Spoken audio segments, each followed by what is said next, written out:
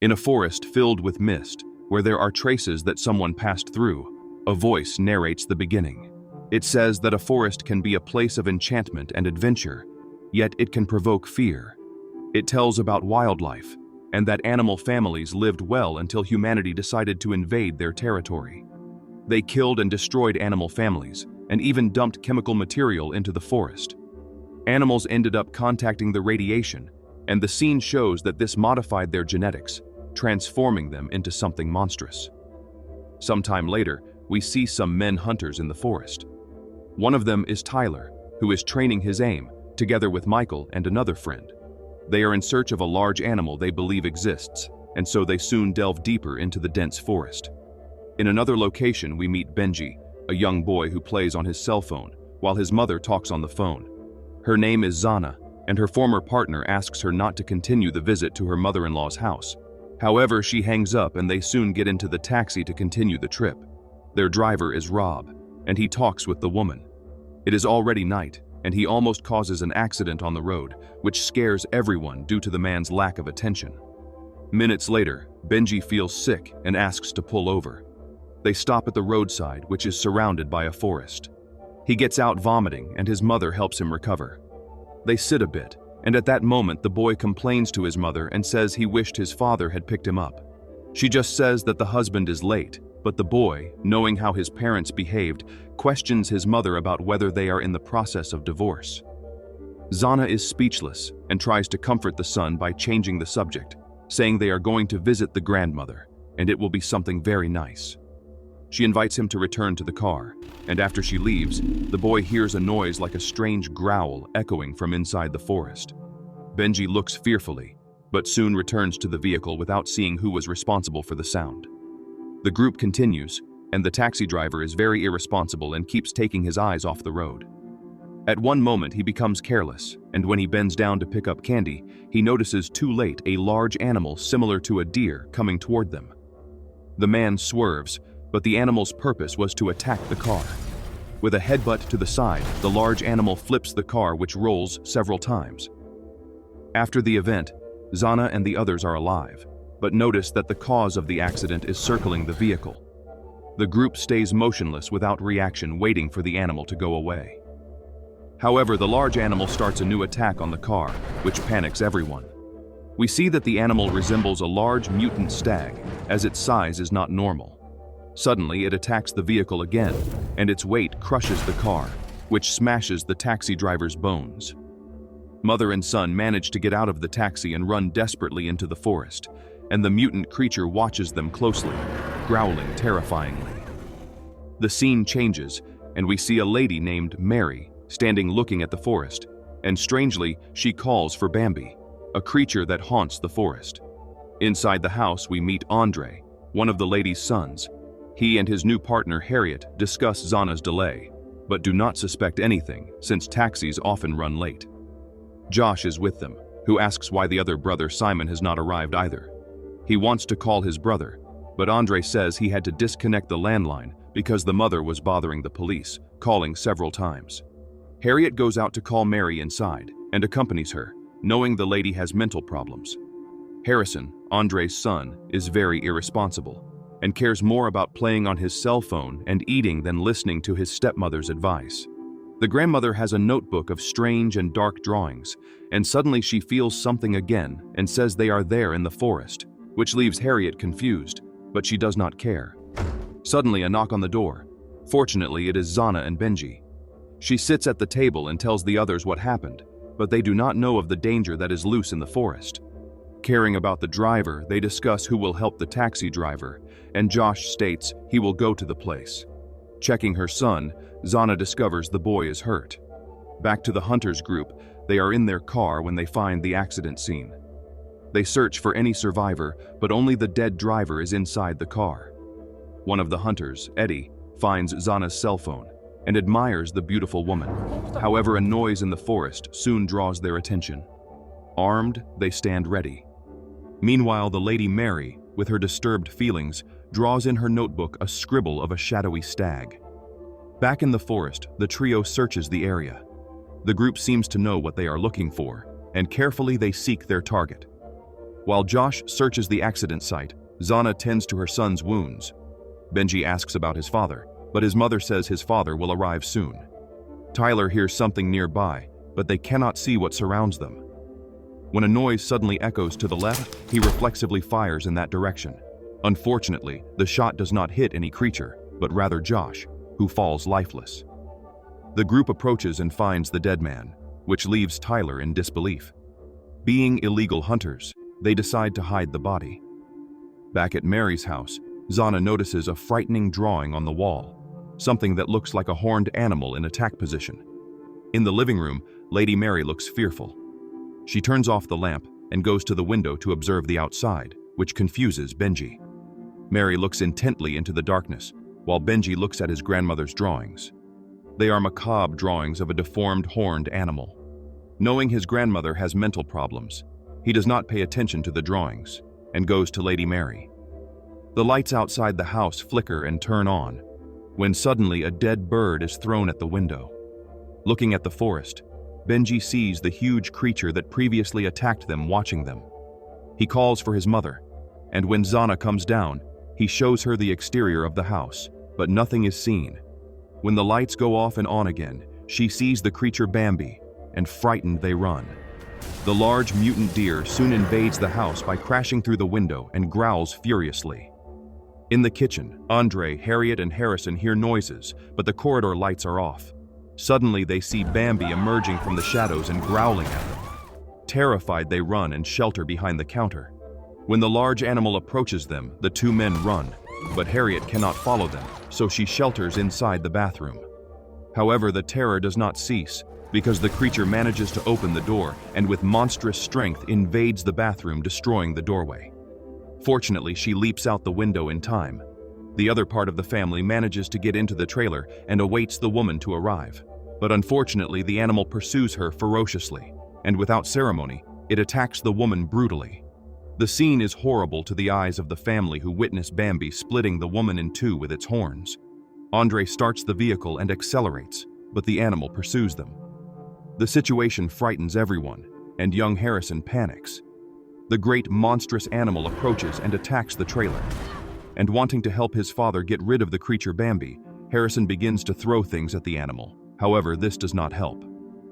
The great animal goes to the side of the vehicle and begins attacking it, trying to remove it from the road and make it overturn. Fortunately, Andre manages to accelerate and escape the ferocious animal. Back at the house, the hunters arrive at the site and find destruction and death. On the road, the family encounters the passage obstructed by a large tree trunk. This makes Andre furious, and he blames brother Simon for calling them to the weekend at the mother's house, but he didn't show up either. Zana gets out of the car and checks the situation they are in, while Benji talks with the grandmother about his father who didn't come. The boy then finds a flare. While he talks with his mother sitting in the driver's seat, Andre prepares a rope to pull the trunk. Suddenly, when the boy hears something and sees the creature right in front of them, in panic he accelerates the running vehicle. This causes an accident and the rope catches Andre's leg, which is dragged. Harrison screams, but they do not hear him. The creature passes by the trailer without attacking it and heads toward Harrison, who runs fearful of the large deer. The young man runs and hides behind trees, but this is not enough, because the animal senses his scent and soon resumes the chase. Harrison ends up falling into animal droppings, and when the creature approaches him to attack with its large teeth, it hears stag howls nearby, then leaves the young man and moves away from the place. After moving for a few kilometers, the vehicle stops working, and Zana sees that someone was dragged. She goes to check and realizes Andre is dead. When Benji approaches to check his uncle's state, Zana notices he left the grandmother alone. When they go to see, they discover she disappeared and is heading into the forest. Zana doesn't allow Benji to call for the grandmother because the creature can hear them. They follow her in silence. Back to young Harrison, he searches for a cell signal, unaware there is a bear trap very near him. He begins to hear the sound of breaking branches until he realizes it was just a rabbit. The animal approaches him, but the stressed and frightened young man kicks the small animal. Strangely then, other rabbits approach and show their teeth growling fiercely, revealing they too are mutant animals. The young man does not notice, but these animals are intelligent and cause the boy to move toward the bear trap. Harrison ends up stumbling and falling with his head inside the trap, and once triggered, it causes great pain. Soon, the small mutant animals begin to eat him. Nearby, on one of the trees, there is a camera that films the whole scene of horror, which makes the moment unsettling. Mary continues following in the darkness and stops at a spot, and when she stops, she begins to hum. Zana asks her son to wait while she approaches Mary. When she talks to the lady, Mary says she feels death surrounding them. When Benji turns on the flare, Zana realizes they are surrounded by skeletons of dead people and remains of recent bodies. When the light goes out, they hear something approaching. Among the mist, the forest darkness, and branches, Benji notices the monstrous creature watching them very closely. When it growls, the family runs. Fortunately, they reach the road and are lucky to find the hunter's car. They soon give them a ride. Michael states they will take them to a house where they will be safe, and from there they can call the police. What Zana does not know is that the group is in search of the great creature Bambi, and they set bait to lure it to them. The group arrives at a shed in the forest and get out of the car. When Michael hears something, he asks with his gun if it is his friend. When the man emerges, Benji discovers it is his father, Simon. The family is confused, but what they do not know is that Simon works with the hunters. Minutes later, Simon talks with Zana, questioning the fact that he asked her not to go to the place. Their argument is heard by Benji, who is sad seeing his parents' situation. The boy angrily leaves the house and ends up hearing noises and deer howls. He walks away from the shed to check and ends up finding the two hunters carrying a deer inside a cage.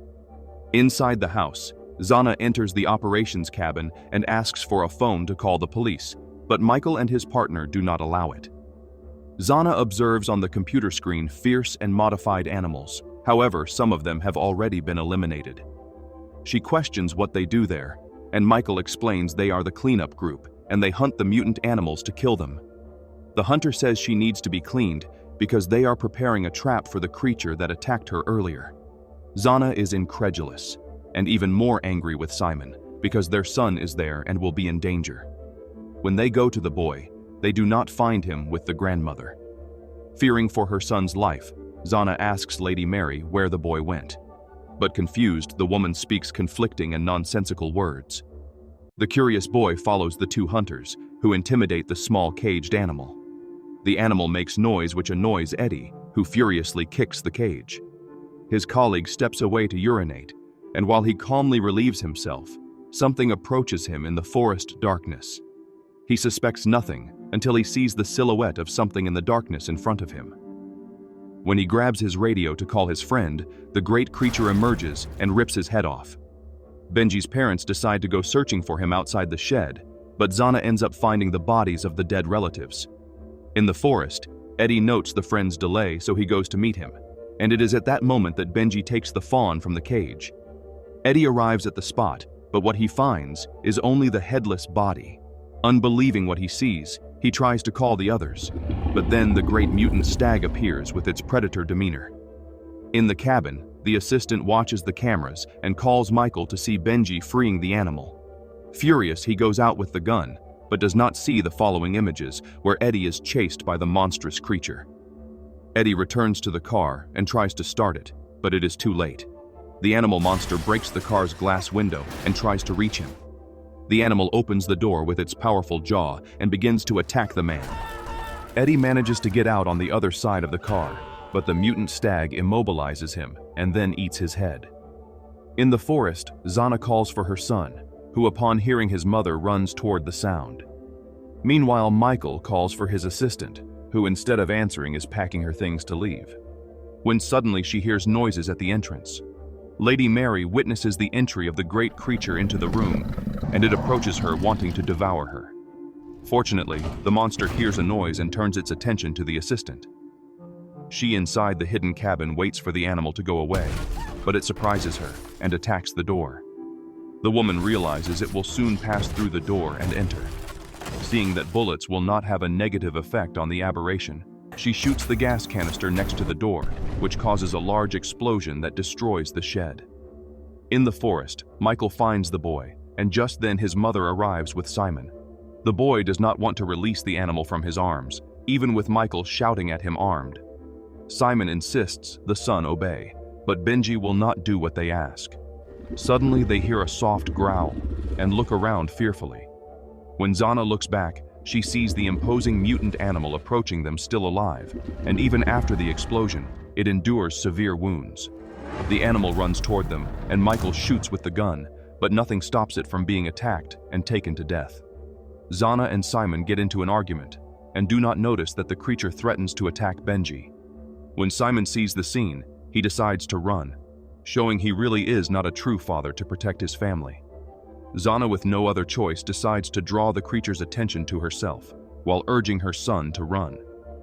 The boy finds himself face to face with the monster, and tells his mother he will not leave her alone. Fortunately, Zana realizes that Bambi only wants its fawn, so she asks her son to stay quiet. She takes the fawn and puts it in front of the creature, showing that they mean it no harm. The great deer growls at Zana, but does not attack her, and after receiving the fawn, steps away from the monster. Mother and animal fawn reunite. However, Michael, still alive, shoots the stag in the leg and makes it fall. He furiously shoots non-stop until he is killed by a shot.